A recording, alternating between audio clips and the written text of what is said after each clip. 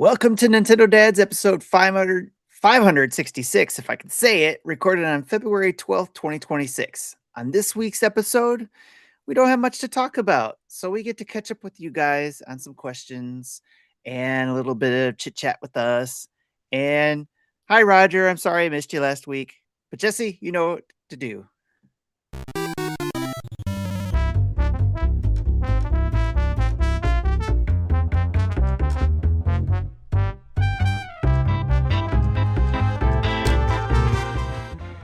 What is up, everybody? It is February the 12th, 2026, year of our Lord, and also day of Mario Tennis Fever.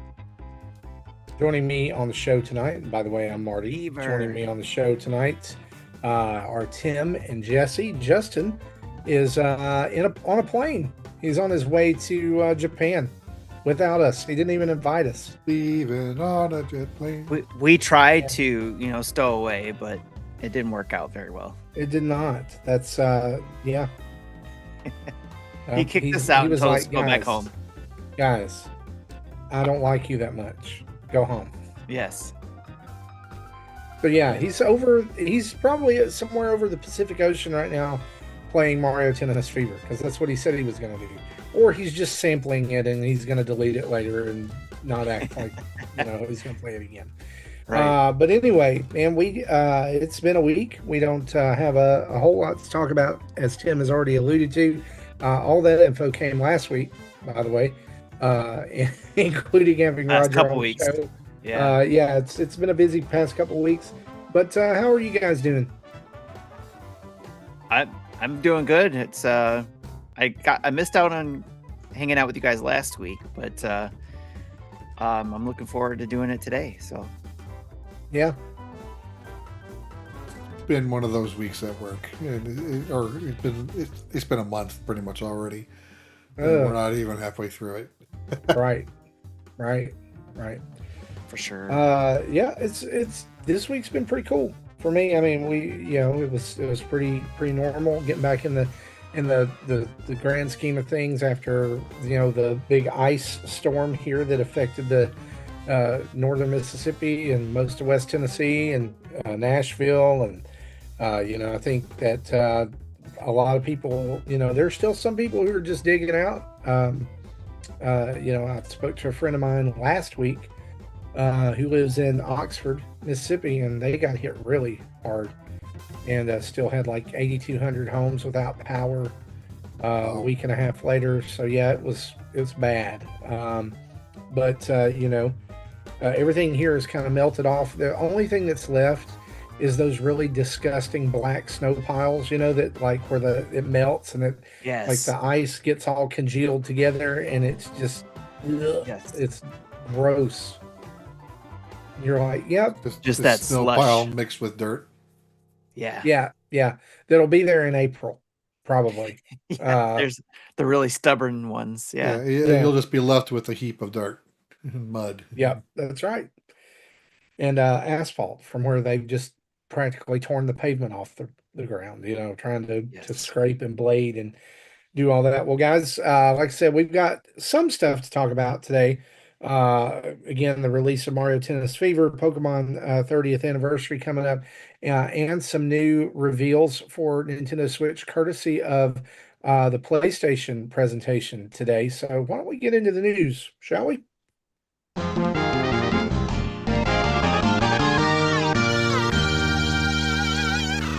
All right, our news each and every week is brought to us by you guys over at patreon.com/Nintendo Dads, where for as little as $1 a month, you get to join up with the greatest community on the internet. You get to hang out with us in Discord.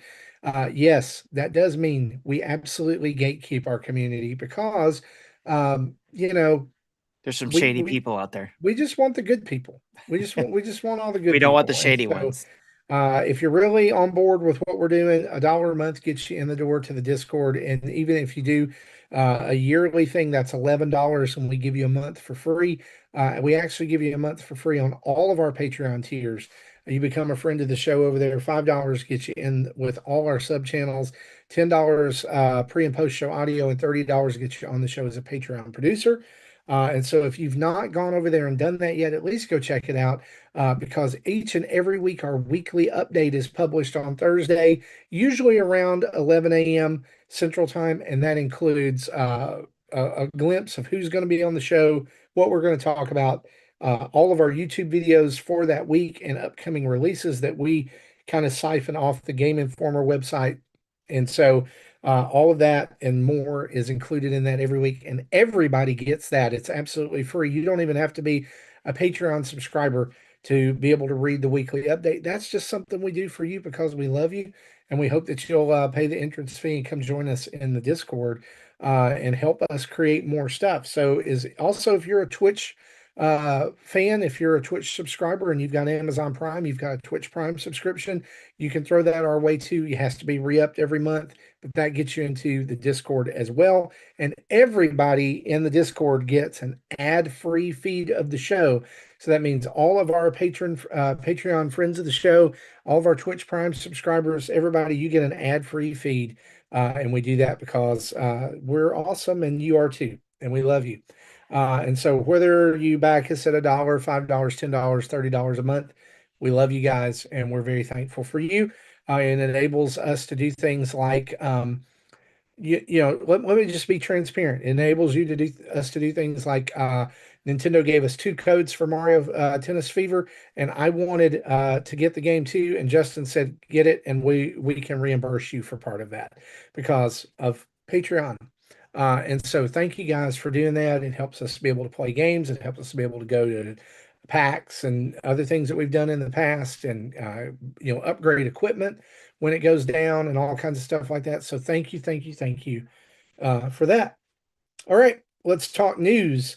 And boys, I gotta ask you, do you have the fever? I do. Do you have the fever? It's the fever.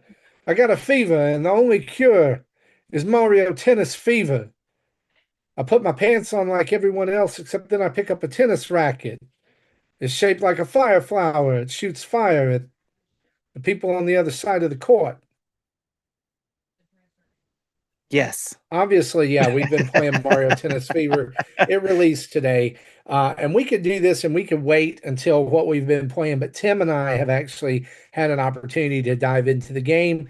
And we wanted to give you some early impressions and thoughts because this is Nintendo's big release for the month of February. And honestly, there's been a little bit of negativity on the internet. And I know you go, oh, negativity on the internet. That never happens, right? Surely nobody fights about anything online.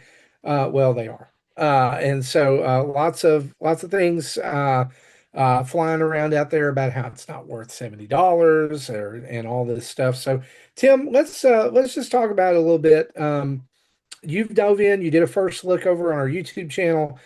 You and I talked about it a little bit before the show. I think I'm a little further than you, but I know that Yes, you you like are. to poke around in menus and all kinds of stuff. So you probably, in my hour and a half of being in there, I probably didn't do as much of that under the hood stuff as you did. Yeah. But let's talk about our experience. Tell me what you think about Mario Tennis Fever. So far, well, I did a 30-minute first look. So, but before I started, I wanted to get through whatever training I knew was probably going to pop up from Hmm. the beginning. So, as it did, it started you doing like just a quick lesson of being able to play. Um, and then I checked out the menus and got to see some of the achievements and how to unlock characters and courts and rackets. Um, Can so put a pin right there. Did you sure. unlock a character? The Because well, I right from the unlocked big one character. yeah, from the beginning you get Komedi or whatever his name is, the wizard. K-Mech? Kamek, yeah. Yeah, okay. So the reason I wanted to stop you right there and ask about that was because I didn't know if it was something like Mario Kart World and Smash Brothers where people get different unlocks at different times. Okay. This seems to be like everybody's going to unlock K-Mech at the very beginning. Yes. Okay. Yeah, that's where it was. And then I think I unlocked somebody else, but I didn't get a chance to jump in to see what else I unlocked.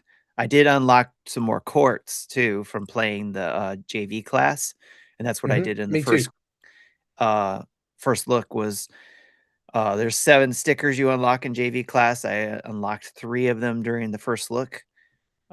So, and then I hope to. There you go. Jesse's showing off the classic tennis game on his arcade. But yeah, that's as far as I got in the first look, and from my experience from that, it looks fantastic. The Mhm. mechanics play are really tight so far. It Um, feels really good. yeah, and the way it felt Plays really pretty well. natural on how to, either spin the ball or curve it or whatever, all the different Yeah, things they teach you in the JV class. Really tight controls, and it's just a matter of my brain, getting used to it. So, get some yeah. muscle memory built there. How about So, you? yeah. So I'm about an hour and 15 minutes into the actual story mode, adventure mode. I will say that if you've been playing that and you've not unlocked anything yet, it's not a glitch or anything. You have to return to the main menu to get your unlocks. And I didn't know that until the very beginning. And I'm not like Yeah. Tim. I did not poke around and see how to unlock things. So when I returned to the menu and unlocked 3 courts after playing that hour and 15 minutes, I was very surprised. I was like, oh, okay. But I got to the point in the adventure mode where you move past the JV class. I went to E class. I also beat advanced up to D class. And Tim, I will tell you the reason that happened, and it seems like it's a little fast, is that the initial JV class, I think there's 6 to 7 stickers you have to get there 7 to go up stickers, to yep. E. Once you get up to E class, it's only 4. And so they're teaching you basically more advanced techniques, the drop shot, the lob, and different things like that. It also introduces doubles play, and you actually start playing matches against characters. Typically, the way I've been playing it is it's typically versus a toad who's like, okay, you've learned this, now let's have a match. Um, I'm with Tim. I think it looks great. It sounds really good. The world, like, it feels kind of alive. So in the adventure mode, which is full disclosure, is the only mode I've tried. It has a story. The story is Daisy's sick. She needs and she's not getting better. And so Wario and Waluigi show up and they're like, "Hey, we know how to make her better. There's this golden apple, and if we go get it, she'll come back and she'll be okay." And so Mario and Luigi and Peach, they all go on.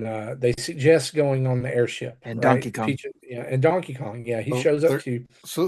they're trusting these two morons. They call Well, out right at the sure, beginning, like, yeah, we know like they're up to something, but yeah, and so like after an initial like little bit of catch up, like this is happening, she's sick, and they go on this adventure. Then there's this like fully animated cinematic. Basically, you what you think happens. Wario and Waluigi have tricked Mario and company into taking them to an island where there's giant treasure chests. Mario gets the golden apple and starts to head back, and about that time, Wario and Waluigi come running out, and they're being chased by fuzzies and some kind of like thing in some purple mist. And they kind of fight against it, and like you see them using things like tennis rackets and umbrellas, or not tennis frying rackets, pan, like who a knew? frying pan, or umbrellas like tennis rackets. Well, eventually the thing just says, "To heck with it! I'm turning you all into babies." Uh, you know how I feel about Mario babies. Uh, I have a problem with this. Anyway, long story short, This as long as they're they not licking managed to dinosaurs, right? escape, and they get back to the tennis kingdom, I guess. And Daisy's going to make a full recovery, but now you're in this big tennis complex, and you're baby Mario and baby Luigi, and they reason, and reasoning can only happen in a Mario game, that to fight the shadow monster from the island, the best way to do it is by becoming pro tennis players, even as babies. Yes, Of that's course. totally logical. It's like you were using those frying pans and things like rackets, and so you obviously the best way to fight it is by being Well, a tennis pro. So better than yeah, getting arrested for a crime you couldn't commit since you weren't on the island. at the time. Yeah, that's true. That's true. And so basically, you have this meeting with the head of the academy, and they're like, go train and become better, even though you're a baby. But then they had in this weird thing. It's like, we're just going to call you Baby Mario because not everybody knows that you're really Mario. We're just going to call you Baby Mario. Yeah. But don't let anybody know you're really Mario. And then you spend the next hour and 15 minutes from there, or hour from there, doing tennis based mini games, which actually are Yes. pretty fun. A lot of them are pretty fun. And then you like the mini game teaches you a certain skill, and then you go and you play that skill against what's called a drill-o-matic machine, which is a piranha plant robot that shoots tennis balls at you, and you have to return them in a certain way. Yeah. That's the fullness of what I've played. I want to see And Ed I'm sing. yeah, like I'm not and by the way, there's talking flowers, and they're Everywhere. in the tennis thing, and they're like, Everywhere. "Hey, come with me, move over here," and I'm like, they even talk during your matches, like they do commentary, like, "Oh, that was a great shot." I'm loving that though. I hate So, the but talking flowers. It's I know awful. you do. Stupid. I liked it in Wonder. Okay, like I Yeah. liked it in Wonder because, and the thing is in I Wonder want Robo singing Piranha. Yeah. in Wonder, the flower I think made sense because it felt like the kingdom was full of flowers, right? Hmm. Like Prince Florian, it's the flower kingdom. Right. Great. So they can stay there. You know, like you don't see like the beans from the Mario and Luigi Bean Kingdom, like games show up everywhere. That would be even better. Like, can you imagine Fawful in a Mario tennis game? Hitting the ball, I am. Maybe we will. Noises. Maybe we I will. would love, like, let's get some of those guys in it. Anyway, long story short, I'm not a tennis fan, and I'm also not a sports fan, but I'm enjoying the heck out of this game. I'm looking forward. I was telling Tim, I'm looking forward to playing it with the community. I think that's where it's Yeah. really going to shine because it's so easy to pick up, right? I mean, you got three buttons, three different shots with three different buttons. The X button is your kind of like your fever racket ability. Um, and then you've got the lob shot and drop shot. And I will say this, that's my only gripe about it so far, is thinking back to other Mario tennis games, like the X button, I think it was in Aces, was used for like the lob and the drop shot. Like that, and now it's a two button combination and it feels weird. Okay. Like Yeah, like you got to start, if you want to do a lob, it's AB. And if you want to do a drop shot, it's BA. While that's Well, easy see, enough I to didn't play those, remember, so I don't have that and memory. then like so yeah, in order to finish it when the ball hits the racket, you got to start it a few frames before, and yeah, that it like would be as it's weird coming timing. towards you. It's like you got to plan ahead a little extra than you think you normally would. Yeah. But I mean, the star shots are in from the other games, like where somebody lobs and they're too far back. It gives you an opening to do the powerful, flat shot smash. Those are in there. That I mean, it's people are complaining that it's not worth $70 and that the adventure mode's only 4 hours and that they don't feel like there's enough content. But I just want to say, like, oh, and the other thing too is that I'm seeing a lot of videos comparing like reused asset animations, like from Mario Tennis Aces, like the victory animations are reused. If you're like a fan of the Mario Tennis formula and you're gonna get 100 hours or like 80 to 100 hours out of this as you play with friends or couch co-op or with the community, I think it's Look at all absolutely that worth content. $70. Look at all Yeah, I that mean, look, you content. got adventure, trial Like a towers, Sakurai tournaments, menu. free play. Yeah, I know. There's all kinds of content on there. It's like I just touched on the adventure stuff because it's one Yeah, player. and I just say too, like like what did you expect? Like it's a tennis Right. game. Like Right. literally the story is babies playing tennis and getting stronger. so they can go defeat a shadow monster. Which, by the Yeah. way, you at the end you're going to end up using tennis to hit bombs at the shadow monster. Uh, so what do you want? Yeah, I'm just there's it looks like a lot of these too, even if you were only able to play single player on the two-player games, it looks like you can use CPU to help you. Okay, So, but I yeah, again, I have to learn more about this stuff. I'll say And there's this, that just initial touch today playing it, I am enjoying it way more than the last Mario soccer game, yeah, and I'm enjoying it a lot more than Aces. okay. So the fee, like, you do get a little bit of, like, in the training part of it, you do get a little bit of touch with the Fever Racket stuff before you go into the adventure, which I'm, again, an hour and 15 minutes into it. They haven't even introduced those. Yeah, But I think those are going to be a neat addition. They felt good to use. The one I used in the yeah. tutorial. I did unlock one because I'd gotten so far in the adventure mode.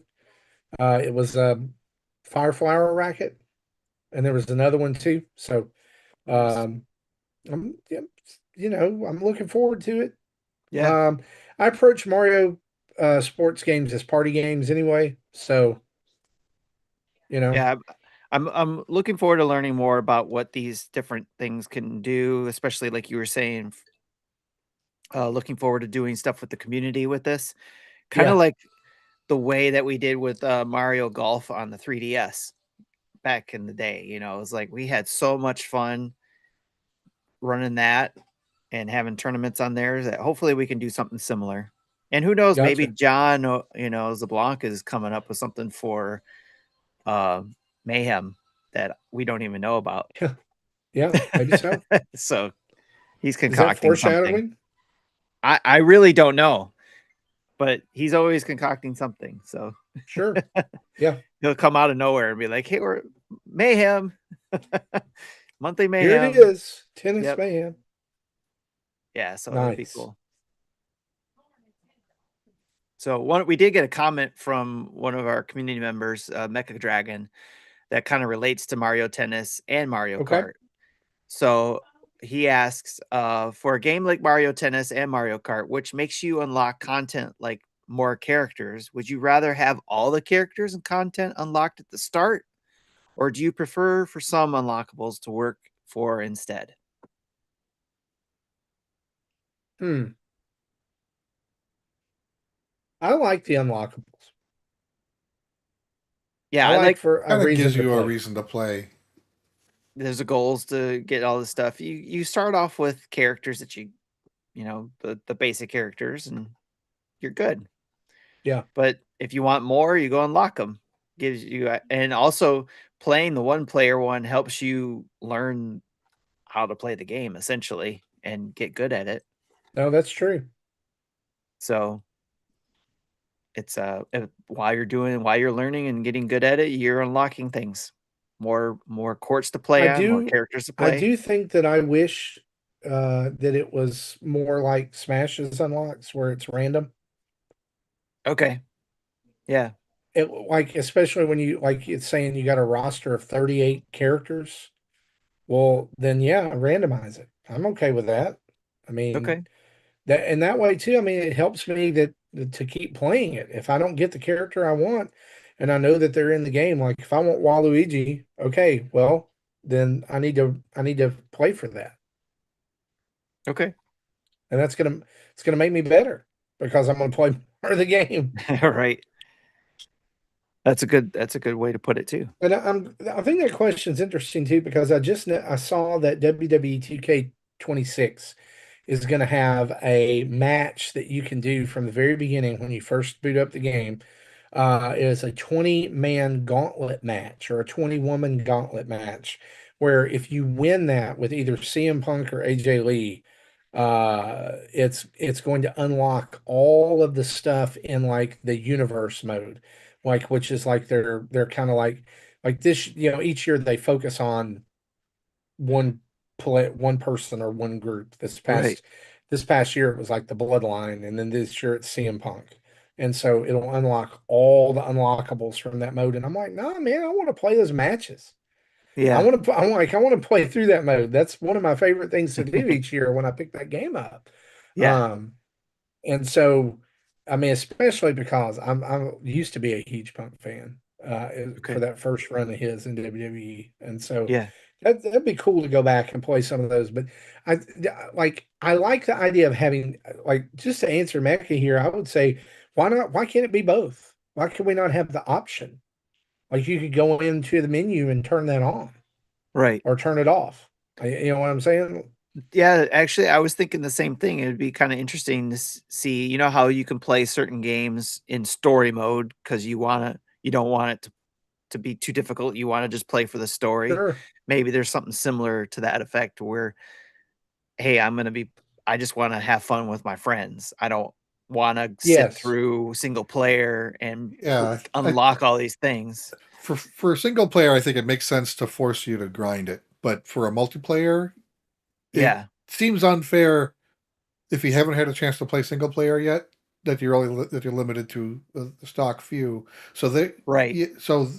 giving an option to temporarily unlock everybody just for that 2 player mode, I like that idea. Maybe it's Yes. like, hey, here in versus mode, everything's unlocked.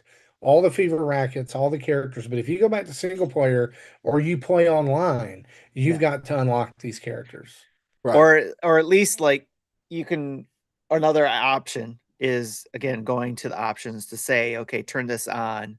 It unlocks everything for multiplayer. But you have to turn it off in order to get any of the other achievements, type of thing. Oh, okay. Yeah, I like Because that. I remember that being an issue when Smash Brothers Ultimate launched. Is people were already setting up these day 1 big house parties to play Smash, and they got 8 characters to choose from. Yeah, that's what I mean is like if you were excited about playing Fever this weekend, but you got to unlock stuff, then or even Mario Kart or Smash, any of those things when you Yeah. want to play it right away that weekend, you got some work to do. 100%. I love that question though. It's a good Good one. question. Yeah. Okay. Anything else, Tim, you want to add about Mario Tennis Fever before we move No, on? just I would say if anybody's listening and they have watched the first look or they haven't yet, but they eventually do, if there's anything you want to see, let us know in the comments over there or even on this video. And we'll try to make sure we capture that in our next videos on what you want to see from Mario Yeah, Tennis Fever. that's good. Good stuff. Well, let's talk some other news here. Pokemon is coming up with Pokemon Day on February 27th, and that will celebrate Pokemon's 30th anniversary. And also, the Pokemon 30th anniversary website has opened, and merch is on sale right now, as Tim is showing our video viewers with his Pokemon 30th anniversary hat. And you also got a cool sticker Oh yeah, that's with pretty cool. that as well. Um, so, yeah. The, Tim, as you Tiny. poked around on there, Yeah. what kind of merch was available? Expensive stuff. This was the only thing I could get because it was like $25 USD, but there were some other things on there. It wasn't a lot. It was actually a few things. You could trying to think back, one of the things you could get was a 30th anniversary box for your Pokemon cards, like I think for a deck and some sleeves. So that was that wasn't too bad either. And I think there was some other apparel too. I think there was a hoodie and a t-shirt and stuff like that. It was pretty basic stuff. Yeah, Nothing too crazy yet. I'm sure there might be other partnerships that they have for celebrating the 30th anniversary where you have to go to their site for yeah, specifics.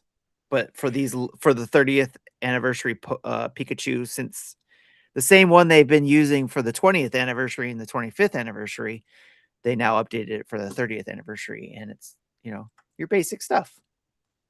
Not a bad yeah. thing either. No, and I mean they've already kind of started some other collaborations with this 30th. Using the tagline, "What's your favorite?" Yes. In other words, what's your favorite Pokemon? And if you watched the Super Bowl this past week, You saw a commercial featuring some celebrities talking about their favorite Pokemon. We were in that. Like, We yeah, were we in that, but were. we got cut out we're on the cutting Yeah, room floor, it's so the it was like $8 million per commercial, and they were like, we gotta go we got to with trim it out. we gotta swing hard, right? Yeah. With the ones, you know, we understand we're minor celebrities, but not full. So I'm looking through the Pokemon store, and there's an item that you said, yeah, expensive things. Yeah, this is an item. It's $300.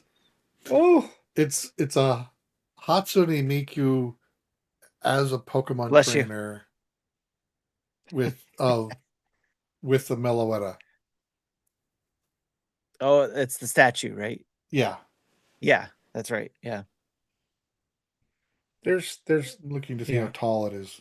Purchase limit of 2. Oh, gee, don't want to give him too much money. Oh, dang it. Yeah, We expect to also, ship this product in June 2027.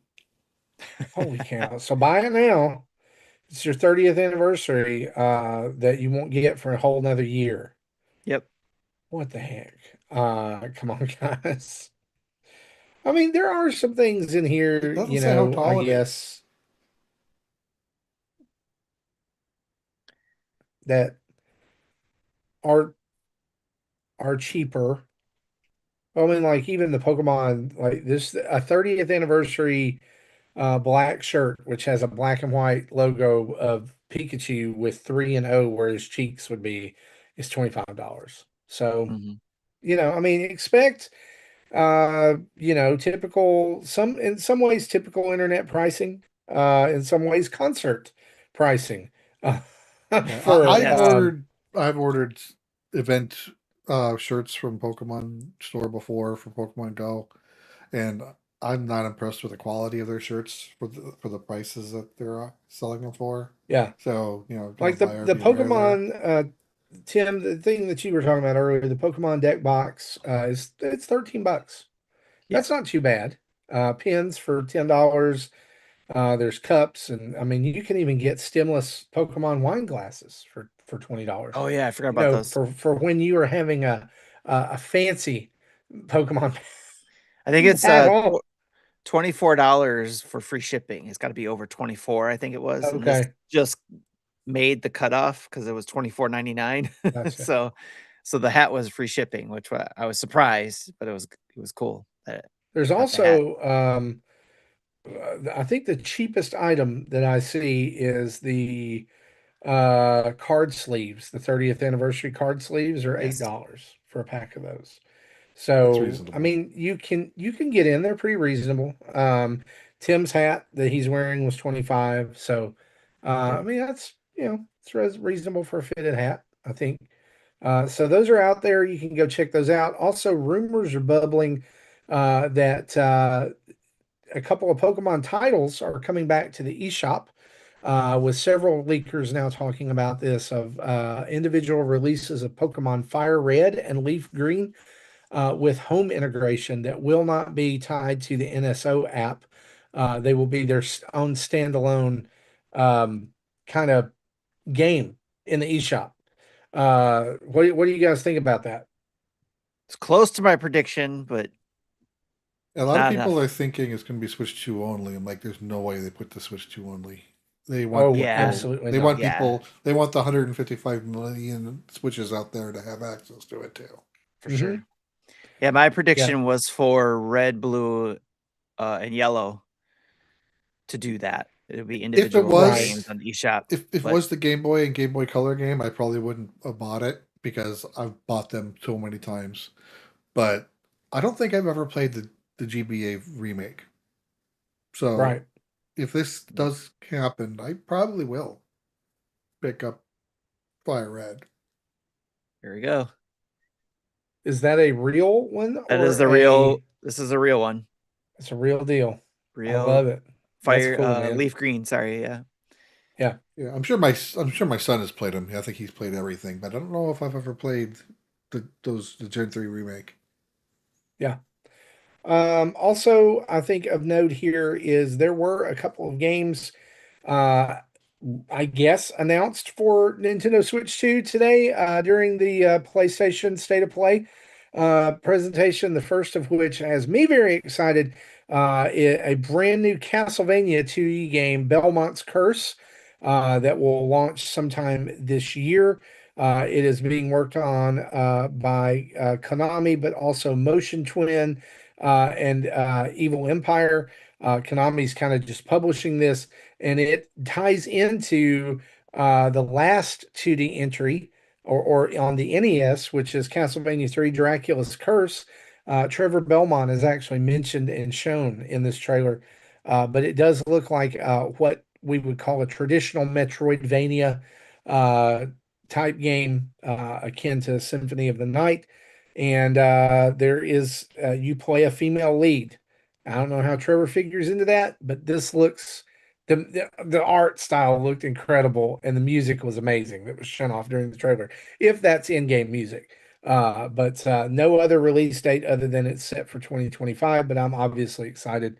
Did you guys watch this? Catch it? What are your thoughts? I didn't. I'm actually googling, trying to find like a highlight article, and the first one I find is Kotaku. I'm like, oh, not my first choice, no. but sure, why Anyway. not?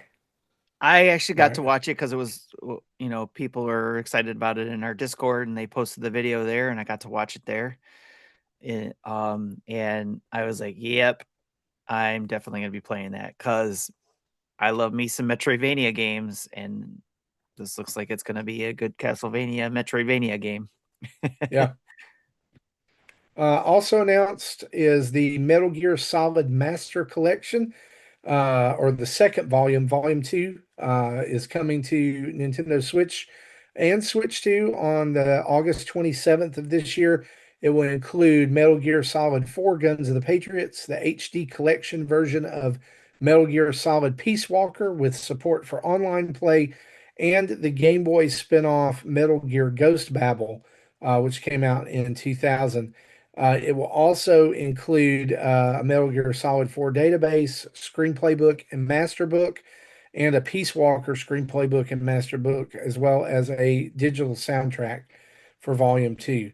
The Switch will have partially physical, but the Switch 2 version will be a game key card. The Switch version will require an additional 17.3 gigabyte download. So if you're a Metal Gear Solid fan, know that more games are coming your way from that. And then also announced today, and I guess this was during the State of Play. I haven't been able to actually find confirmation on this, other than the details of the game itself. Rayman 30th Anniversary Edition is launching tomorrow for Switch. This will include several versions of the original 1995 game, including the PlayStation, Atari Jaguar, MS-DOS, Game Wow. Boy Advance, and Game Boy Color versions of the game, as well as the SNES prototype that never saw the light of day. Oh, that's kind of Uh, cool. Oh, Digital Eclipse is doing this, and so you That can I was going expect to ask. That was also. my next question. nice, Yeah, you can nice. also there will be enhanced gameplay options like rewind, infinite lives, invincibility, bonus level packs with 120 additional levels, a reimagined soundtrack from composer Chris Harrell, and an interactive documentary with behind the scenes content and developer features. And this article says Comes it'll out get a February 13th. So I'm thinking that this maybe is the HD remake rumor that we were hearing, yeah, but that's actually this instead of an HD yeah. remake. And this Okay. article says the physical version will be available June 26th. Right, just digital tomorrow. Right. And that is a multi-platform game. And the last reveal from today's state of play that affects Nintendo Switch 2 and Switch owners is that Mina the Hollower has inched closer to release date, with Yacht Club saying that it will release in spring of 2026, which puts our time frame window between March and May. They say the game is almost done. The Kickstarter update they shared said we're at the end and pending acceptance from different different publishers and different shops they'll have a release date soon. So that was all that was shown off there. I hate that it's been that long, but I'm excited to play that game. Still looks amazing. Nice. That's good. Thanks for updating that because I missed the state of play today. So the only I thing I think got to that's see out of everything. that was the Castlevania game. Uh-huh. So that was the only thing I got to see. That was good to hear some of these other things that were shown off there that are coming to the Switch. So that's Right. cool. Thanks for Right. sharing that. And speaking of release dates, Mario Tennis Fever is out today. Coming up the rest of this month, Fallout 4 Anniversary Collection is out on February 24th for Switch 2. The Disney Afternoon Collection out for both on the 26th. Resident Evil Generations Pack and Requiem both out for Switch 2 on the 27th. And then a week later, Scott Pilgrim EX out on Switch and Switch 2 on March 3rd. And Poker Night at the Inventory for Switch on March 5th. And then rounding out March, Mario Brothers Wonder Nintendo Switch 2 edition plus Meetup in Bell Bell Park is March 26th. Mega Man and Star Force collection on March 27th. And then going into April, I won't give all these dates, but Tomodachi Life Living the Dream and High on Life are in April. Indiana Jones and the Great Circle, Coffee Talk Tokyo, Bubsy 4D, and 007 First Light in May, and Adventures of Elliot, the Millennium Tales out on June 18th. And South of Midnight is now spring 2026, as well as Meaning of the Holler. So lots of stuff going on. Be sure, as usual, to check out our YouTube channel for first looks and all kinds of different things over there. Like Tim's Mario Tennis Fever video that he's got out, as well as others that have come out this week. With all that being said, that's our news. Let's play a game, guys.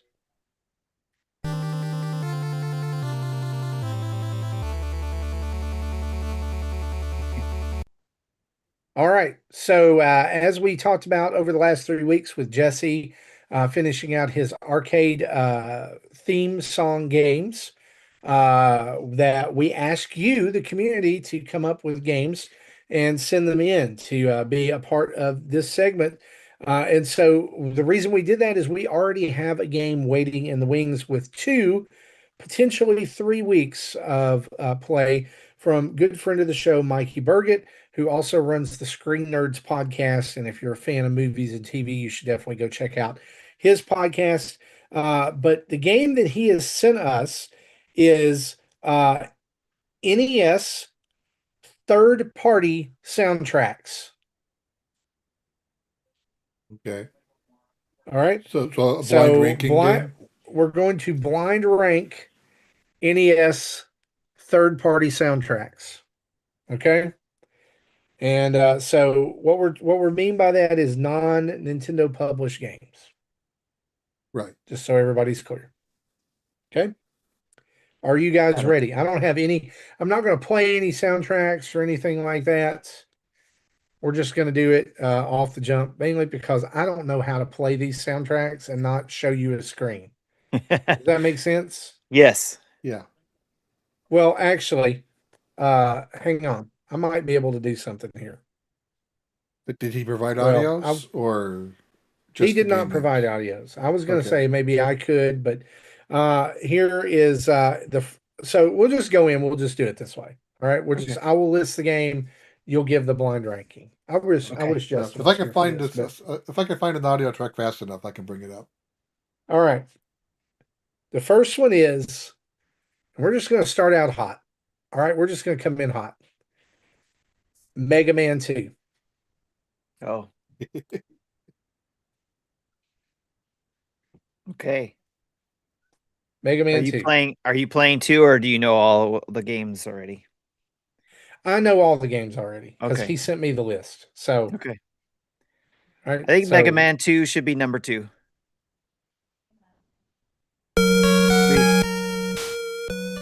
There we go.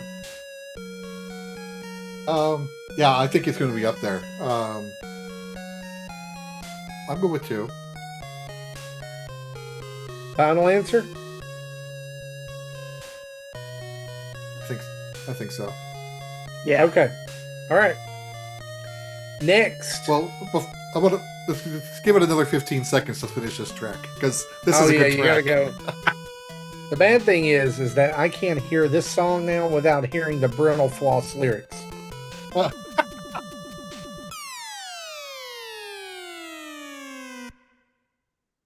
Mega Man. It added a little pause between the tracks, I guess. I like that. Nice. I like that. Whoever did that, good job. All right. Number 2, or second game. Contra. Oh. No, this is actually from the same guy.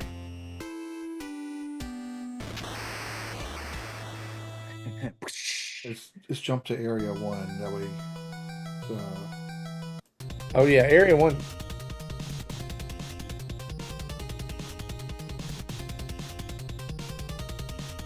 Yeah, this one's pretty good. Oh man, yeah, there's so much nostalgia for that. I don't know if I've ever gotten past the first level or maybe 2 in this game. Yeah, this was the game that I played with my friend. Oh. He brought his NES over all the time. Yeah. Go to area 2, Jesse, if you can drag it to that. 309. That's about.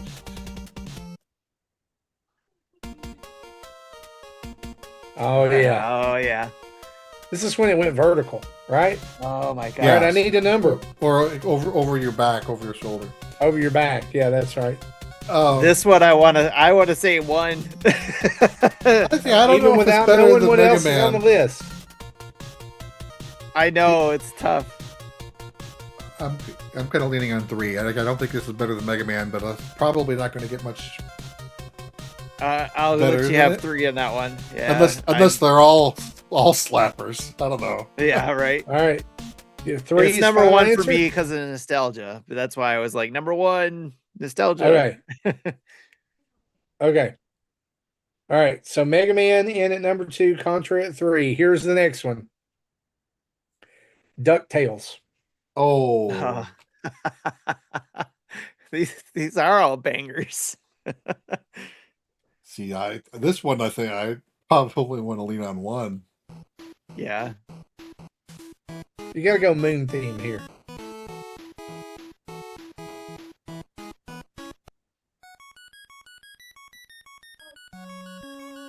They did not have to go this hard for a licensed game. No, in and the then 80s. the animated reboot uses this song for I know. the lullaby. That was awesome. Nice. All right. Is that where it goes? Number 1, Jesse? I think so. I can agree to that. That works. Vic says the moon. Okay. So number 1, DuckTales. Yes. Insert right. Disney takedown notice here. Right. That's from Fontes. Probably going to happen. Number 4, or next game. Here we go. Castlevania. Yeah. Yeah. Dang it.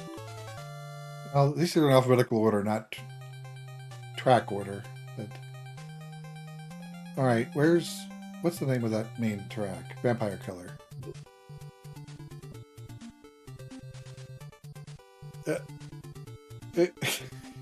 We only got 4 and 5 left, right? Yeah. 4 and 5. These are painful. Mikey, I was going to say is diabolical. This Yeah, round. these are This all is good or and I all was gonna bad. say, Either way, those are round painful two ways to play this next game. week is just as bad. It's just as evil. I put it at number 4. What do you Yeah, think of that? I can't see putting this at 5. Okay. So let me ask you this: if the other numbers were not already used, what would you have said for this? Maybe I don't know. I'm still torn. Would be torn between DuckTales and Mega Man at 1, This would probably go under that at 3. Yeah. Okay. Okay. See, if it's me, and I mean, I don't get a vote because it's my game, quote unquote. Mega Man's going to be number one. Y'all know that. Oh yeah. Castlevania is Yes. going to be Yeah. number two. Castlevania is going to be number two. And I hate to say that because DuckTales does have so many Mhm. good tracks, right? I mean, like it's like you could play a track from any part of that game and it instantly recognizable for me. I played Yeah. so many hours of DuckTales as a kid. But yeah. I mean, this I'm not going to knock on your list. It's a good list, but you jumped the gun. I don't know. Anyway, It, I'm not it, gonna it say anything. blindly, it's just Right, blind. it's blind. It's fine. So that means your number 5 for round one is Teenage Mutant Ninja Turtles, the Oh, original one.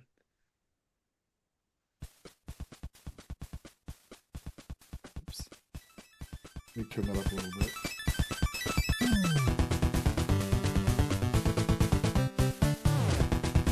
Can we get to like a level music? Underwater bombs. Not underwater bombs. Over No. stage 1. There we go.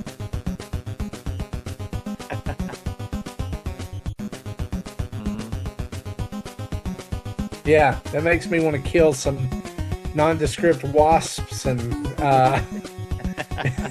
and guys that vaguely look like the Foot Clan. You've probably Yeah. heard these more times than you want. Yep. Yeah, I have. It's anyway. Yep. So, in our blind ranking for this week of best third party But I think NES soundtracks. I think if we knew them, this probably would have been 5th anyway. So I'm okay with I that. will agree with that. I agree with that. So number 5, Teenage Mutant Ninja Turtles. Number 4, Castlevania. Number 3, Contra. Number 2, Mega Man 2. And number 1, DuckTales. I'll be honest with you. I'm not mad at that list. I Yeah. mean, I don't like Mega Man 2 being at 2, but I'm not mad at the rest of the list. 2 and 1 and 2 swap them and I'm good. Castlevania 3 and 4 swap them, I'm good. Anyway, so we'll be back to this next week. Jesse, thanks for being quick on the draw with the music. That definitely helps for our listeners. And that is that's our Let's Discuss. Let's talk about what we've been playing.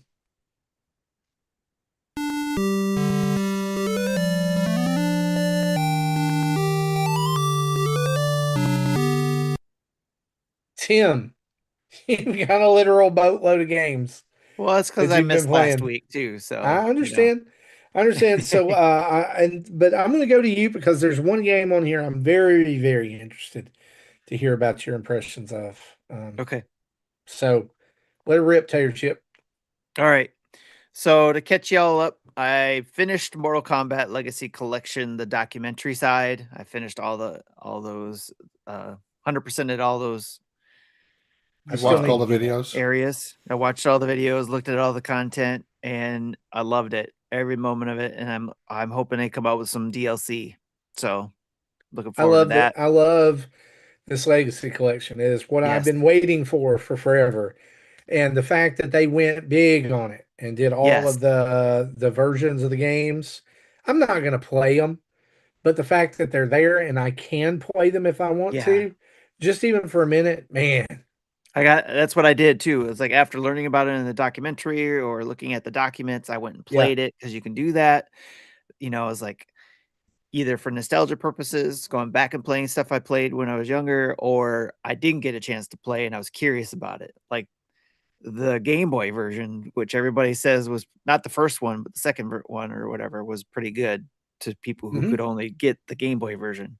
So I played all of them. It was like really fun. I mean, not all of them, but I played some of the ones I wanted to, and there's You've touched more I all of want to them. You play. didn't I play touched, through them. yeah, I yeah, want to say this, that if you're a listener who is younger than us and you did not live in, like, you weren't a teenager in the 90s, right? Or a young adult, adult in the yeah. 90s. You don't understand like how huge Mortal Kombat was at Yeah, that this time. Right. this And this was also, my college game basically. One and Yeah. yeah, two. You know, you you never see it anymore, but people used to put quarters up Quarters on the on there for ledge. their turn. Yeah. That was still absolutely. a quarter game. That's where I saw this game was in the arcade too, just like And they talked about in the documentary.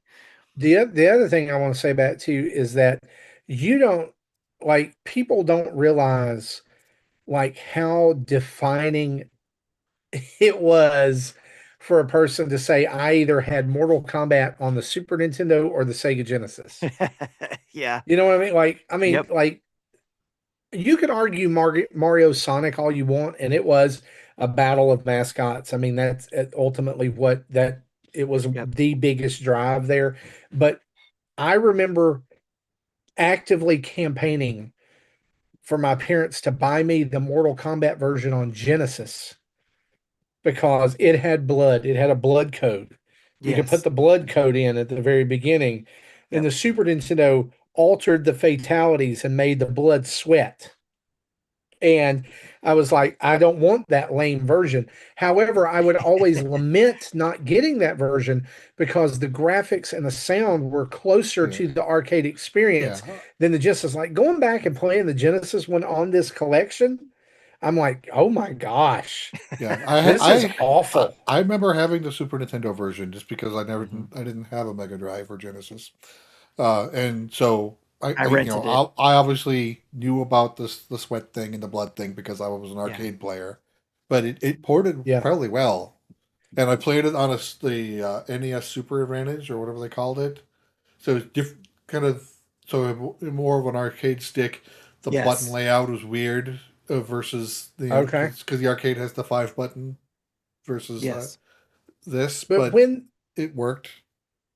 when games were like this and it was all couch co-op or fighting the computer, right? Mhm. Nobody would like it's so funny to me like the dialogue around I'm going to go back to Mario Tennis Fever. All right? The dialogue around Mario Tennis Fever with 38 people on the roster, how I don't know how many fever rackets, all these different courts, all these different options, you're spoiled for choice, and then you look at Mortal Kombat 1 on the Had like Super Nintendo had like with 8 characters, 7 characters. seven characters, and And two of them five basically being stages. palette swaps with different abilities. Yeah, Yeah. palette swapped, like three or four It music was a tracks, $90 game. and it was a $90 game, and Yes. you couldn't even play it online. You could like you had to go to somebody's Yeah. house and play Mortal Kombat. That's the only way of unless you play the computer. That's the only way to get good. That's the only way to have competition. It Yep. wasn't like let me dial up and play my friend on this. But y'all, like just like I can't. I don't know how to explain it to you. Those nights when I was 13 and 14 years old and we were up late with a 2 liter of Mountain Dew and some Little Caesars pizza in my Yes. bedroom, like trying to figure out how to do fatalities, like racking up how many wins can we get against each other in 2 hours of Yes. versus mode, right? Yes. And like Jesse talked about being in the arcade, putting the quarter up, looking over somebody's shoulder. Oh, that guy just he slid. How did he Mhm. do that? How does he throw the ice ball? How did he just ripped his Yeah. head off? How does he do that? I You remember know, when like 2 was new and no one knew the moves yet. I went to Usenet News, downloaded an FAQ, printed it out. It was probably like that thick of paper, and staple it so we wouldn't lose it, and then brought it downstairs to the arcade, and people were just flipping through it trying to figure out, oh, what's the fatality for Sub Zero? What's the Yeah. fatality for Yeah. Scorpion? when it expanded from 7 characters to what 12? Was it 12 in two? That was about right. Is it or 16? Is it four I rows I thought it was an of odd four? number. Wasn't Yeah, it an because there's odd like number? one in the middle, right? Yeah. I don't know. Uh, Find out. and everybody thought that's where Kentaro was. You remember that? He's like, well, if Yeah. you do Yeah. this, you can play as Goro, you can play as Kentaro. That is such a lost thing. Yeah. It is absolutely a lost medium, and we are worse off for it. I'm sorry. I don't. You could say I'm some old fart for 12. that. Yeah, 12 characters. Okay. Yeah, and I don't I must be care. thinking of the third one or something like You're that. The Or thinking of third one, three, like the okay, regular three. Oh, it did have an odd number of characters, but then they okay, did Ultimate in the Ultimate. arcade, and Yeah, it added like Cyborg Smoke. You could get Cyborg, you could unlock Cyborg Smoke and yeah. play as him, but it three is where it kind of lost me because of the combos and the more yeah, it That had I the felt agree run. with faster. that. That had the You run had the too, run right? button, Yeah. and it was all now it was all about combos, and I'm like, I just the Yeah, in one and three had two, if 14 character slots in a 3x5 grid with the middle one empty. okay, yeah, because you had the I like that. Okay, so five, 5, and 4. The like before the combos were kind of like a happy accident. Like, like you could discover moves that the animations chain together. Hmm. Right. But then it became a feature, and it came down to who can mash the 6 button combo 3 times. Yeah, I wasn't a fan of And that format. and I'm and so I've never like I like the simpler style, but it just is it's an awesome package. Yes. If you're a fan, I honestly wish, like, I know Capcom has done the Capcom Fighting Collection 1 and 2 and stuff. I really wish they'd given it to Digital Eclipse. Just let them do the history of Street Fighter, Well, Digital right? Digital Eclipse did the 30th anniversary of Street Fighter, didn't they? Yeah, but I'm talking about like this kind But of I know, package. yeah, I hear Like, you. show me concept art. Show me the Shang Long controversy. Do y'all remember that? Yes. Everybody, if you just do it this perfect, Shang Long will come out and fight. It's like the first April Fool's prank Easter egg. Right. I don't know. Anyway, sorry, Tim. I No, have it a was very I have a very fond place in my heart for Mortal yes. Kombat. Those first That's two why we got games. these games, right? Because it's like way to relive it, have some nostalgia, Yes. memories, and even like I said, I got to play some of the versions of it I didn't get to play at the time. So it was fun to be able to look at those things that I missed out on. And even get a chance, I didn't touch it yet because it was more of the RPG version, but the Sub-Zero adventure game, I gotta still try that one. So that's next on my list. So I'm gonna be going back in there to try some more games. Yeah. Uh, the other games I played is Dekapon Kingdom Connection with the NSO guys. Some of them like Sam and actually let me rephrase that. Not the NSO guys, the Retro Logic guys, because I played with Sam and uh, Dat Fast John and Shan, Spider Shan. So all from the Retro Logic group. We've been having a lot of fun. Again, that is a RPG board game essentially. And the reason why, if anybody's in our Discord, why my name is loading in that is because in the game, if you get killed by one of the other players, they can what is it, tease you or do something to you. Like you can have like a face paint put on you, they give you some weird haircut, or they give you a different name, a random name, and mine was loading. So, and then, Dat Fast John, his name got changed to Neanderthal. So if you see him in there talking, his name I in our did see Discord that. is I was wondering what was going Neathander. on, but I figured there was a reason for it. Yep. So anytime our names got changed in the game, we changed it in our Discord too. So it's a lot of fun. Again, you can play up to 4 players online. Again, it's a board game, but it's an RPG where you get to build up your character and defeat some monsters, help some towns, and earn money. And the person who has the most money at the end of the game wins. So a lot of fun. Again, that was Dokapon Kingdom Connection. The other game I've been playing is Maid of Salvation that I did a first look on our channel. Paid as in It servant, not creation. yes, Maid isn't servant. It is a kind of like a top-down Metroidvania. So not side-scrolling, but kind of like almost top-down, like Like that isometric? top-down, not isometric as in 2.5. It's not 2.5 isometric, or maybe it is. I don't. Would you call that?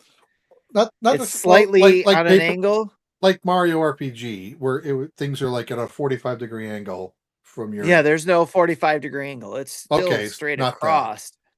Yeah, but it's still on an angle, kind of like Link to the Past, or like Okay, so it's a slightly overhead camera. yes, Okay, but it's Metroidvania. So you are a maid of salvation who is helping to cleanse purgatory of people who have died and are stuck there and turned into demons. So you're purging them, and basically with your giant sword, and you got a gun. So oh, you got a melee and you got your ranged, which is, so, and you get to build on those skills. You get a skill tree, you get to build on the weapons, and you get to build on your abilities. And once you build on those, you get to reach other areas of the map. So it's actually pretty fun. I'm hoping to be able to play some more. I played a little bit after the first look I did on the game, but I got distracted by these other games I'm about to talk about too. So, but I'm hoping to jump back into Maid of Salvation soon. Maid of Salvation sounds like either a heavy metal album or song It does, doesn't in it? the 80s or late 70s, and I love it. Yeah. Um, Monster Hunter Stories 3 Twisted Reflection. I played the demo of that. I also did a first look of that demo on our channel. Um, I got through a few battles on there to get a kind of a taste of what the battle system is like. Because apparently I've forgotten all about the other ones on the 3DS. So it was like all new, even though I've played the other ones. Um, but it's a rock, paper, scissors type system. And I'm trying to get used to it again, of which one beats the others. kind But of there's like also you talking about like Fire Emblem has the weapons triangle. yes, Okay, yes, yeah. In this case, it's similar to Fire Emblem, where it's you got your piercing, your bludgeoning, and your some other third thing I can't remember right now, but um it's very similar to that. And then I think they call it technical power and speed. Yeah, that's what it was, as well. So, but certain weapons do certain things in those areas. Looks fantastic. Monster Hunter Stories 3 looks fantastic on the Switch. Um, Beautiful game. I mean, I know we say this every time there's a new game that comes out on the Switch too. For the most part, the game looks beautiful. And a lot of people probably playing on the PlayStation are like, "Come on, this is stuff we're used to."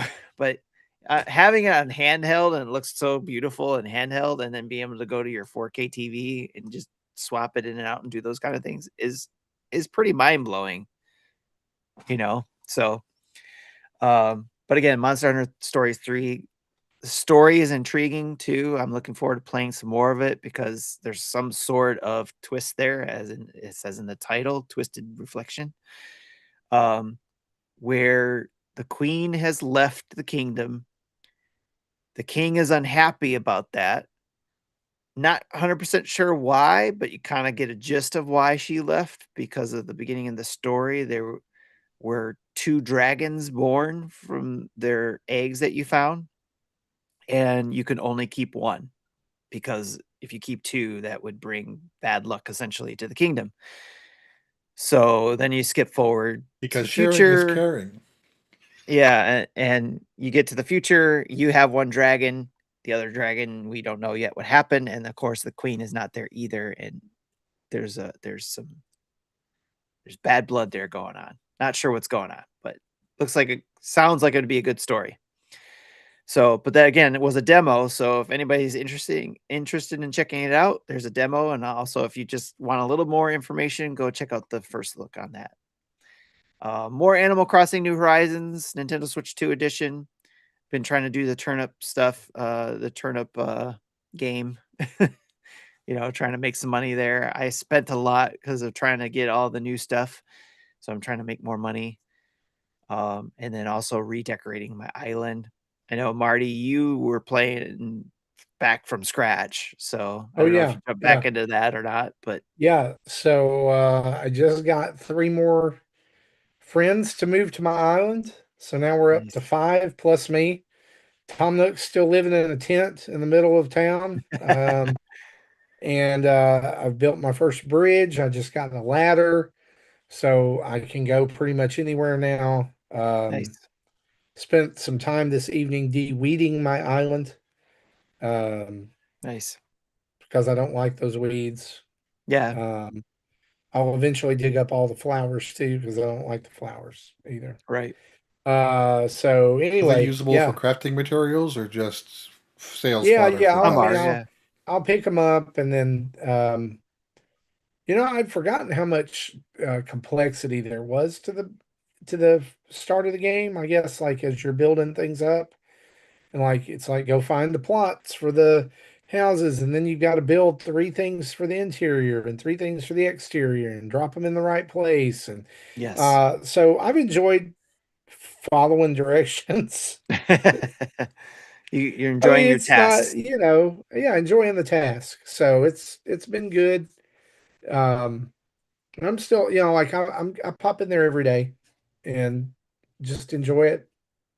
It's a Just nice relaxing. relaxing, It still is. relaxing, just to pop in there, do some things, and Yeah. yeah, it is very relaxing. It's very chill, good chill game.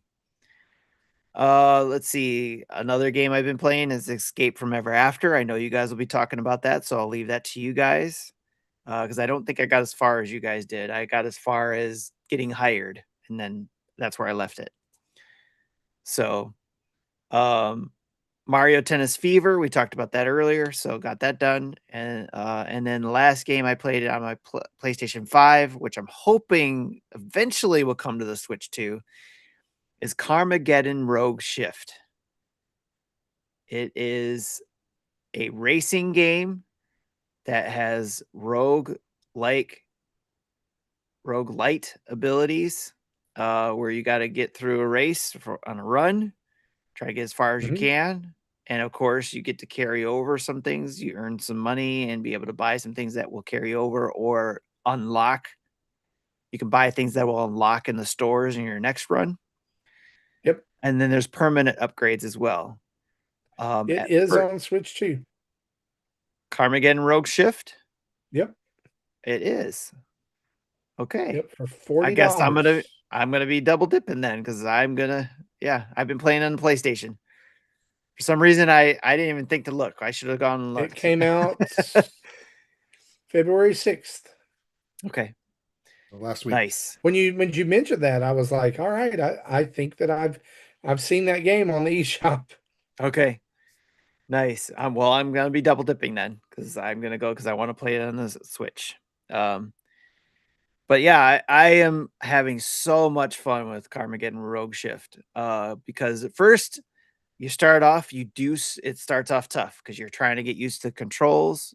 And in fact, I had to switch some of my controls around just so I have customized controls on how I feel the game will respond better. I will respond better to the game with those controls, not the ways they set it up. So, like, one of the mechanics you can do is side swipe other racers to do damage to their car. And I didn't like that they were using the left right shoulder buttons. So I actually turned it to the right stick. So all I have to do is flick it to the right or flick it to the left to do the side swipe. And then I changed a couple other buttons too, and it's worked out very well for me. And at least I've been having a blast with this, getting through some runs, building up on my cars, and I just can't get enough of it. I want to keep playing it, and it's going to be on my Switch. Very cool. Nice. Jesse, why don't you talk about everything you've been playing except Escape from Ever After, and then we'll hit that together. That was good. So I'll start with CiniCross came out. I talked about this a few months ago when I played the demo on Steam. That was the Picross combined with like a dungeon RPG thing. Like think of like the map you play in Act 1 of Inscription. So you're kind of going through a similar type of map, solving puzzles, going to squares with events where like there's a shop or trading an item for an artifact or whatever. The bulk of the game plays the same as the demo. The UI for the reward screen has been enhanced with additional artifacts available in its slot machine.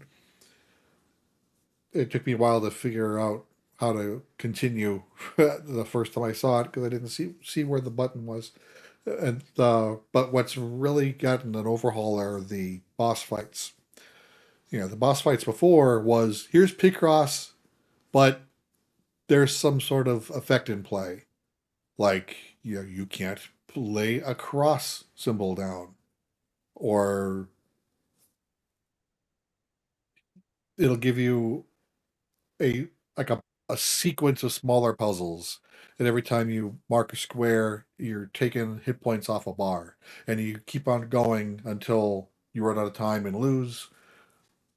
You run out of health and lose, or you knock the boss's hit points down to 0 and you win.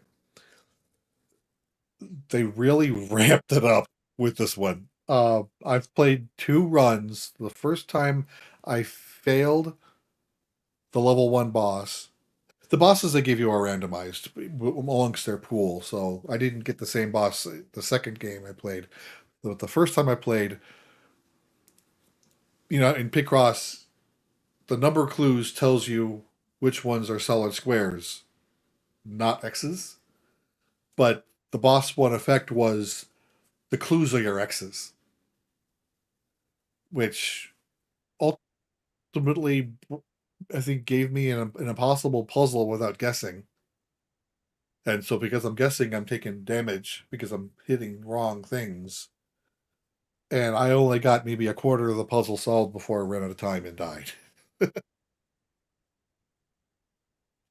The second one, I did get to the 3rd level. I don't remember what the first 2 were where I won.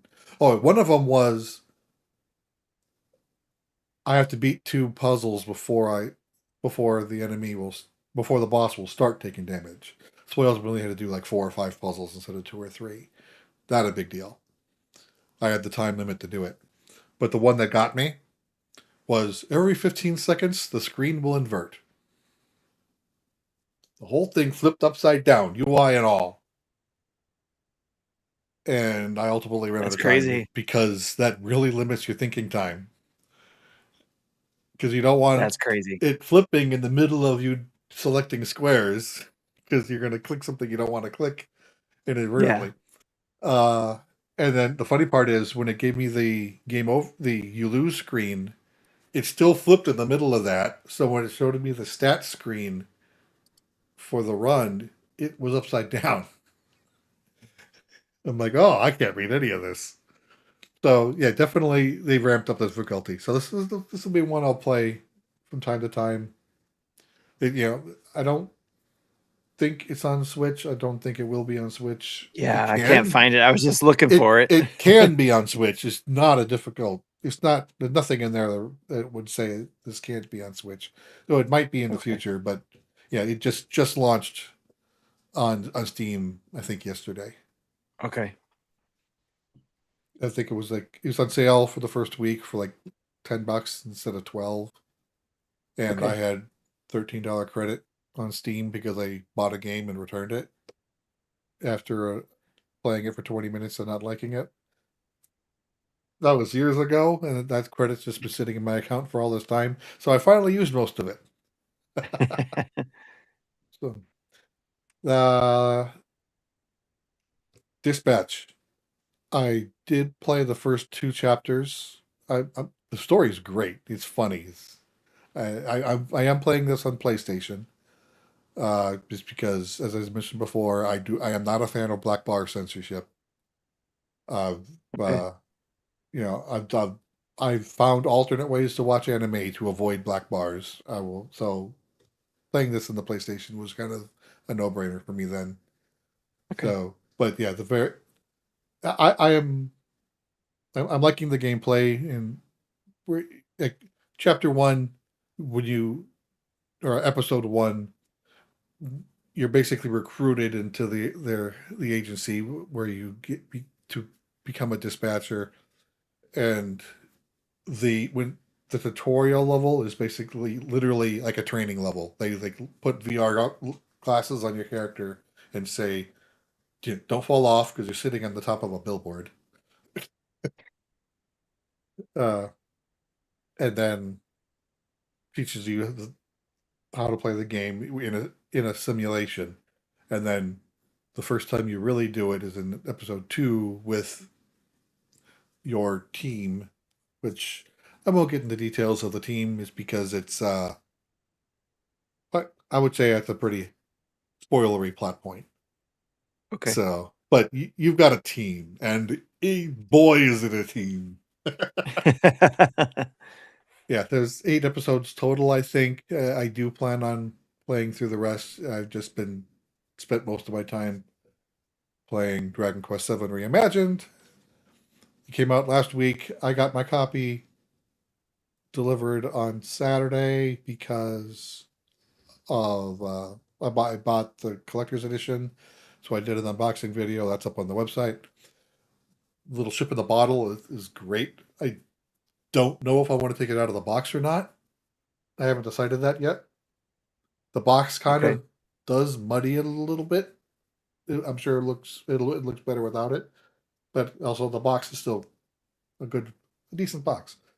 Comes with a steel book case. And in the video, I said I wasn't sure if the actual physical release of Dragon Quest VII had a reversible cover like 1 and 2 HD 2D Remake did, because I didn't have my knife at the table when I was recording it, so I didn't open it. There is a reversible cover, in case anyone's curious. Okay. But I so I've been playing this pretty much every night since Saturday. I'm like 25 to 30 hours into it. I've currently have a party of 5, which I don't remember from playing the 3DS version. I think that's the cast. But with seeing preview videos, and even in the opening cinematic, there's one more character coming. If you played the game, you know what it is. If you haven't played the game, I'm sure it's supposed to be a big shocking surprise, so I won't say it here. Uh, but yeah, it is fun. It's Dragon Quest. I'm normally not a fan of job systems, but this one actually does a pretty good job with it. The way it handles it. Haha. It's like some job systems. Once you max out a job, you're able to switch to a new job and keep your other stats and abilities. Okay. So by the end of the game, you can do 100 different things at once. This one, when you switch to a new job, you do lose those abilities, but new to the reimagined version, you have the ability to change jobs out of the field.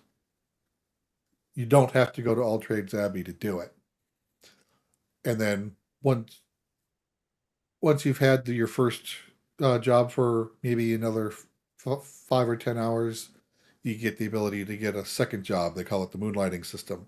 So you basically can level up 2 jobs at the same time. So that definitely speeds up the process, because I think there's 3 tiers of jobs. They have your basic jobs, which you can just pick right off the top. Then they have intermediate jobs that you have to master 2 specific jobs from the basic set to unlock that intermediate one. like uh warrior and priest to become a paladin, maybe. Don't quote me on that. I don't remember them all. There's Nintendo says Marty is rating fast. Z. There's one where if you're a jester, dancer, and troubadour, it unlocks the luminary. I actually did that with Ruff, which Ruff as a luminary sounds weird, but that's what's going on. And then when you get to the fifth character, he already has some jobs already pre-maxed to kind of get you jump started. Just because the story is he fought originally and was basically put to sleep, so he can be awoken later, and you wake him up. So yeah, if I remember right, this is an 80 to 100 hour game from the 3DS. From the 3DS version point of view, they did moved some content, moved content that was mandatory into optional. But, you open up new islands and stages by collecting these fragments and assemble them. Fragments of a tablet, you assemble the pieces to unlock the gate. The gray pieces those are basically your optional ones, but still there's benefits to doing them. So yeah, I'm definitely going to do all of them. Like in my I played it before recording tonight, and I found a black altar somewhere else. I'm like, I don't remember this. Is this new, or am I just brain dead? Uh, we'll find out when I get to the end game if it's new or not. But I am liking it. So one thing I'm not a fan of is it's so zoomed out. I wish things were a little bit closer so we could see more of the details and the models. But it's designed to be like a diorama, so I understand why they did what they did. Because the models were literally crafted like out of clay and then scanned and into the game. So they literally built the scene, a diorama, to help Yeah. build the game. So Nice. a That's black, gotta be pretty nice. And Nintendo goes, a black halter? No, a black altar, ALTER. So you put together black tablet fragments instead of the other colors like red, green, blue, yellow, or gray. There's a silver one too. I haven't. I know where the silver altar is, I think, but it's locked behind an iron gate, and I haven't found that key yet. I think that's like the end game super boss level. But again, it's been a while since I played the 3DS version. I could be wrong.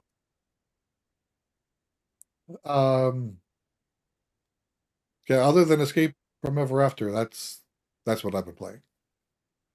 Cool. So let's talk about Escape from Ever After. Thank you, Roger, for turning us on to this game last week when you were on the show.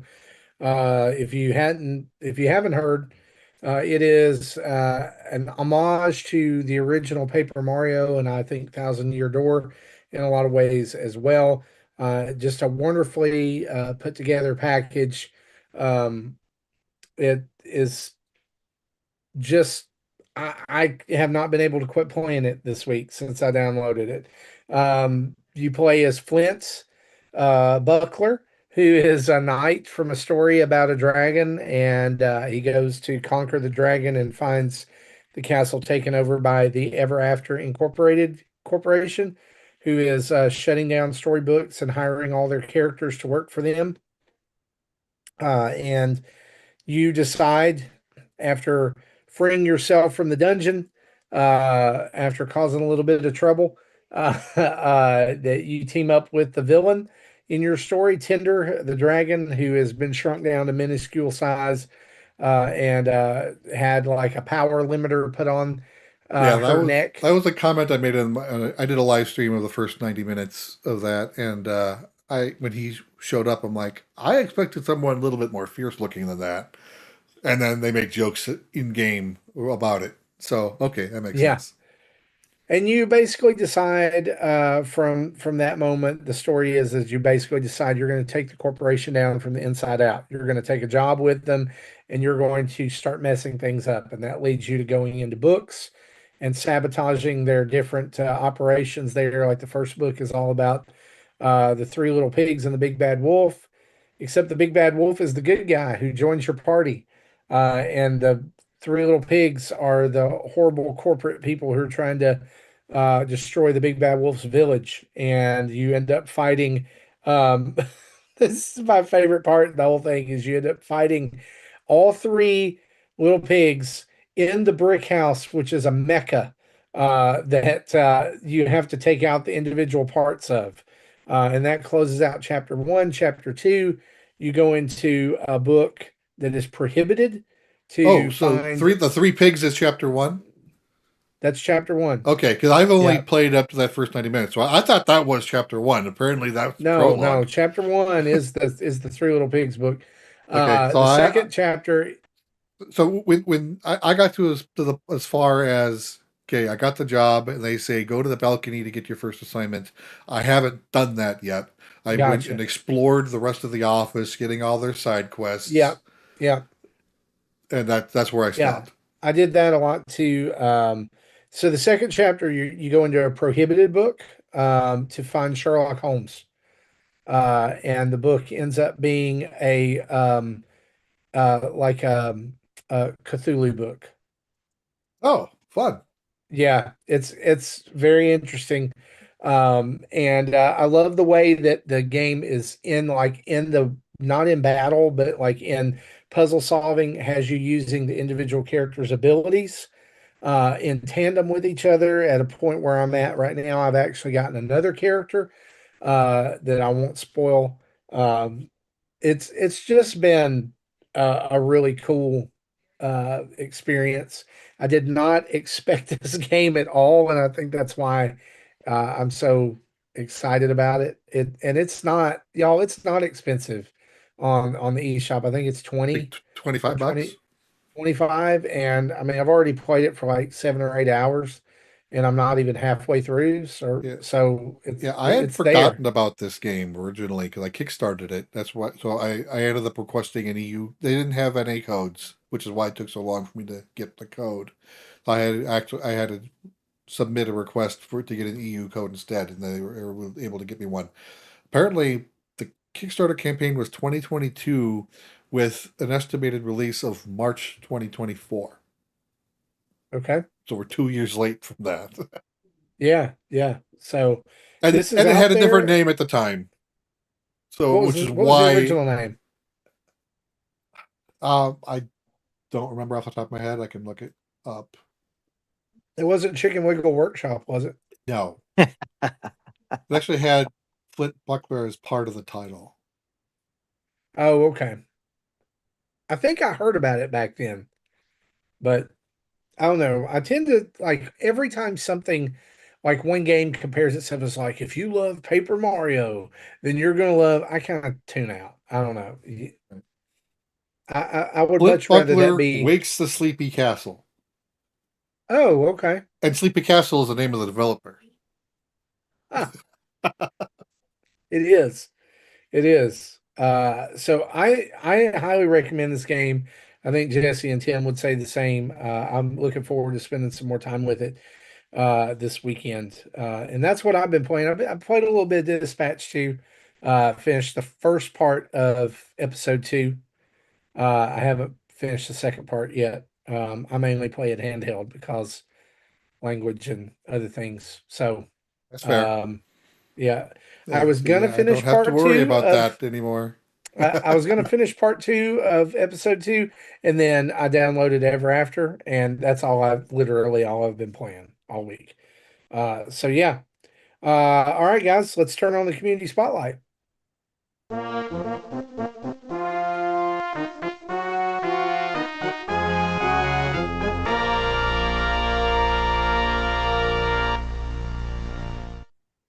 right. right, so we're gonna jump right into the questions we got from our community. We got a couple. We already answered Mecha Dragons. That was at the top of the show.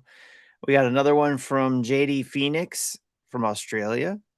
Do review scores really matter to you? Whether it's a number, letter, or stars, does it matter to you? I think it used to matter to me more than it does now. Agreed. Mainly because being on this side of things, I've seen two things. Number one, how hard it is to give a review score, and number two, how arbitrary a review score Yeah. is. And so, no, like now it doesn't carry as much weight. Now I tend to think that I argue more for, well, that game shouldn't have been rated that high, or that game shouldn't have been rated that low. But again, what it comes back to is how I feel about it. Word of mouth for me carries way more weight than a review score. Yeah. Like Yeah. if you'd told me last week, hey, I'm playing Escape from Ever After and it's a 9 out of 10. Okay. But Roger raved about it so much, I felt like I needed to download it. Right. Well, and it goes to Sorry. what we talked about before is like depending on the person too. If your play style matches theirs or you're liked the similar games that they do, then you're more apt to try it out. You trust True. their Yeah. review. So, like we did with Yeah. Roger, right? So, makes sense. All All right. same here. I like, IGN 7 out of 10 is kind of become a meme, is because if it's a good but not great game, it's a 7. If it's less than good, then it's just 6, 5, 4, depending on how low down the scale it goes. And so just most games end up in that 7 range. So they kind of set themselves up for that. Mm-hmm. Yeah. But really, what one person's good is someone else's great is someone else's meh.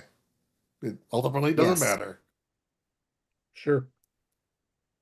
That's why I appreciate whenever you do follow a site, you can go see their profile and see if they rated a game, what kind of games are they into, what else have they rated, and do they align with what you got that you play.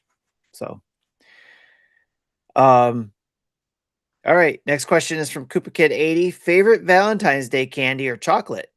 What do you love most about, well, actually, let's start there. Favorite Valentine's Day candy or chocolate? Do you have one? Outside of Valentine's Day, my favorite is like Reese's Peanut Butter Cup. So therefore, the Valentine's Day one has to be the peanut butter heart. The peanut butter heart. Yeah. That's exactly mine. Mm-hmm. Reese's is way more better when it's in the shape of a vague shape of a heart, egg, or whatever. Football. Yeah. Or a pumpkin for October. Yeah. Nintendo says Yeah, candy corn. LOL. I've talked about this before, but so far my favorite now, the Reese's, is the Nutcracker ones, shaped ones. So love these ones. I'm almost out. I also like the Lindor truffles. Yes, those are good too. Those are good Valentine's candies. They don't make my favorite anymore, which was the milk chocolate shell with the white chocolate inside. Yeah. Those were my favorites. What do you love most about your favorite genre of video game? Whether it's a platformer, RPG, puzzle game, what do you love most about it and why? I'd say like my if I were to say my favorite series, obviously I'm going to say Dragon Quest. That's literally all I've been playing for the last 4 months. Just because they're I don't like multiplayer games, so this is a good single player adventure that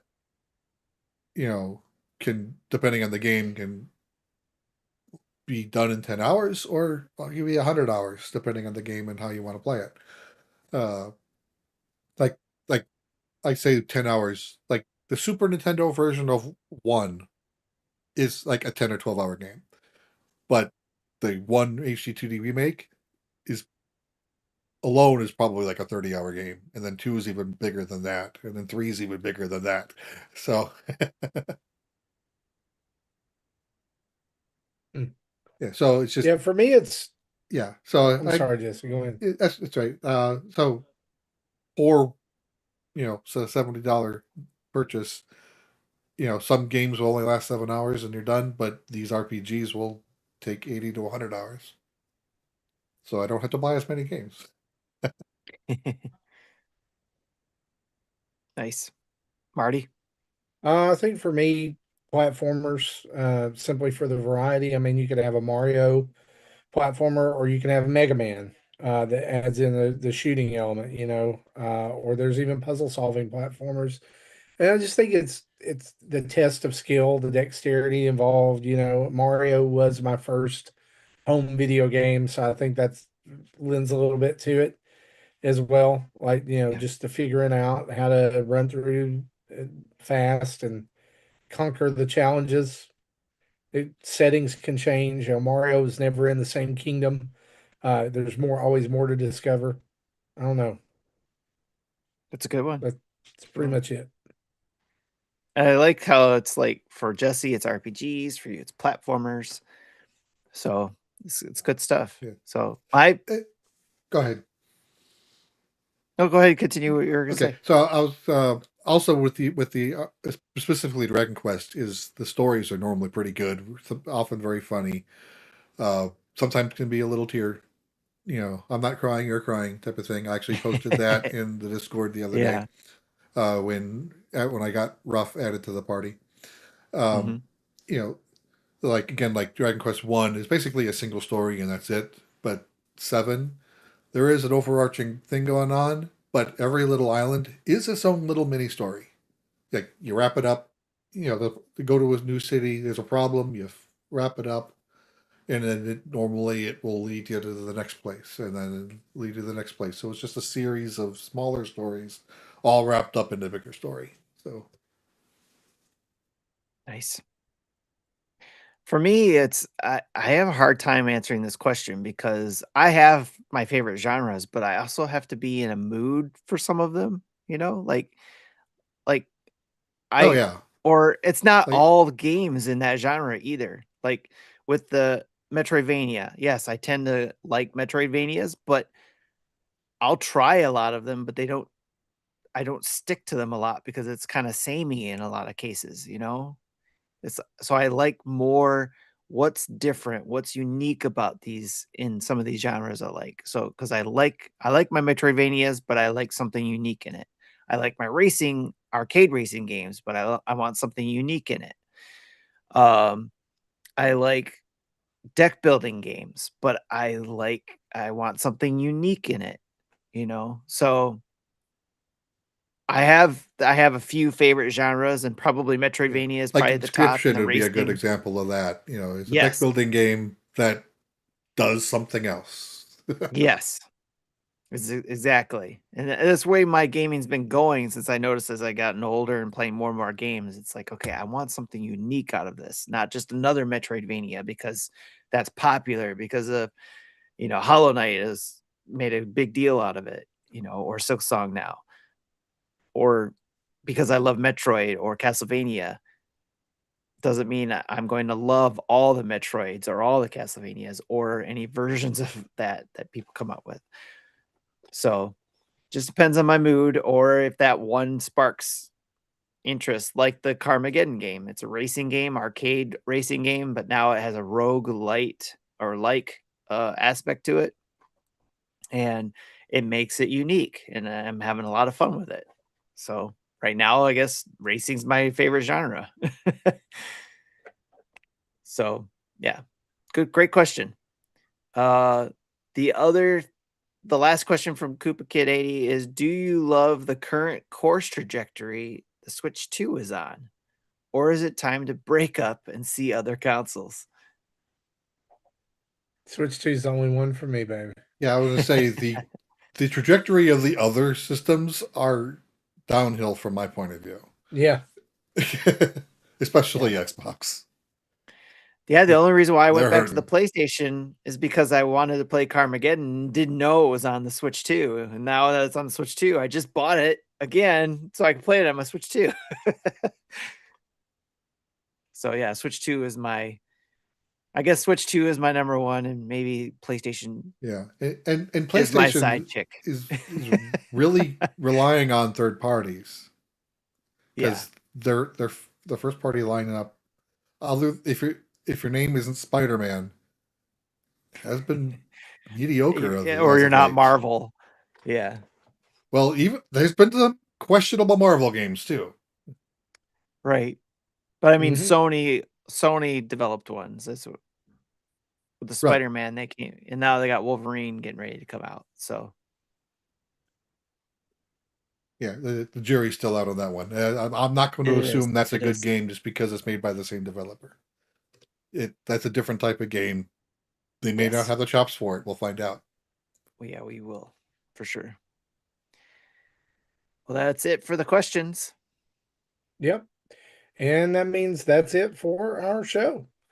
I want to thank you for hanging out with us for episode 566. And as we close the show out, we want to say a huge thanks to our Patreon producers, Dave Ernsberger, Jacqueline Amira, and an anonymous Patreon producer, as well as our other 100 plus friends of the show via Patreon and Twitch. Again, you can head over to patreon.com/Nintendo Dads and get in all the fun over there. Directions how to do that are all at patreon.com/Nintendo Dads. For everybody who supports us, whether you're on Twitch, YouTube, audio listener of the podcast, like, subscribe, all that, thank you so much. We appreciate you, and we wouldn't be here if it weren't for you. You can head over to our website, that's nintendodads.org, for all kinds of things like a list of our family of podcasts, YouTube videos, tweets, social media, Patreon, Extra Life pages, and of course, Nintendo Dads merch. And speaking of merch, head over and visit our sponsor, manscaped.com, where you can get 20% off your order by using the code NINDADS. That's NINDADS. Treat yourself to something nice over at manscaped.com. You help yourself, you help the show. Email us at nintendodads@gmail.com or call in and leave a voicemail at 929-25-NDADS. That's 929-256-3237. A big thanks to OC Remix for the music we use throughout the show. And a reminder, wherever you download us in your podcatcher of choice, like and subscribe. Sharing is caring. Tell more people about the show. Help them find the show. It just makes you a better person. Makes us better too. So anyway, for me, for Tim and Jesse, this has been episode 566. We'll see you next week. Bye-bye.